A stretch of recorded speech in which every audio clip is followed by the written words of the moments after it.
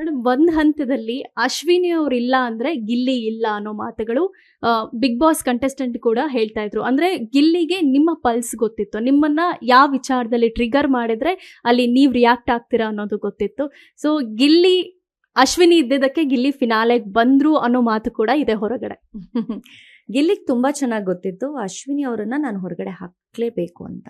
Because ಅವರು ಎಲ್ಲರೂ ಒಂದು ಯಾಕಂದರೆ ಒಂದು ಟಾಸ್ಕ್ ಆಡಲಿಲ್ಲ, ಒಬ್ಬರ ಬಗ್ಗೆ ಸ್ಟ್ಯಾಂಡ್ ತೊಗೊಳ್ಳಿಲ್ಲ. ಇಡೀ ಮನೇಲಿ ನೀವು ಎಲ್ಲಿ ನೋಡ್ತಿದ್ರಿ ಗಿಲ್ಲಿನ ಬೀನ್ ಬ್ಯಾಗಲ್ಲಿ ಕೂತಿರ್ತಿದ್ರು, ಇಲ್ಲ ಯಾರ ತೊಡೆ ಮೇಲಾದ್ರೂ ಹೊರ್ಕೊಂಡು ಕೂತಿರ್ತಿದ್ರು. ಒಂದು ಕೆಲಸ ಮಾಡಿದಾಗಲಿ ನಾವೆಲ್ಲೂ ನೋಡಿಲ್ಲ.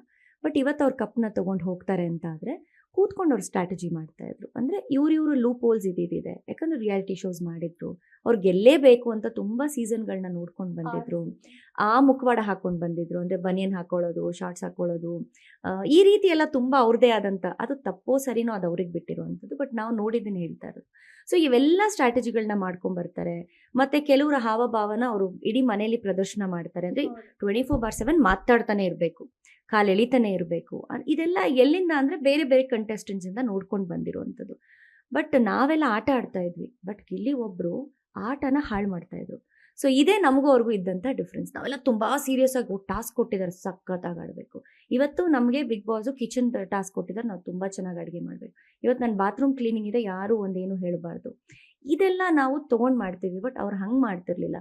ಏನಾದರೂ ಒಂದು ಅಂತಂದರೆ ಅದನ್ನು ಹೇಗೆ ಸ್ಟ್ರಾಟಜಿ ಮಾಡ್ಬೋದು, ಕೊಟ್ಟಿದ್ದ ಕೆಲಸನ ನೇರವಾಗಿ ಮಾಡಿದೆ, ಅದನ್ನು ಹಿಂಗೆ ಮಾಡಿದಾಗ ಒಂದು ಸ್ಟ್ರಾಟಜಿ, ಜನಕ್ಕೊಂದು ಕಂಟೆಂಟ್. ಸೊ ಕಂಟೆಂಟ್ ಹೇಗೆ ಕೊಡೋದು ಅನ್ನೋದು ತುಂಬ ಚೆನ್ನಾಗಿ ಇಲ್ಲಿ ಗೊತ್ತಿತ್ತು. ಹಾಗಾಗಿ ಅವರು ಬಹುಶಃ ಎಲ್ರಿಗೂ ಒಂದು ರೀತಿ ಮನೋರಂಜನೆ ಕೊಡ್ತಿದ್ರು ಅನ್ಸುತ್ತೆ.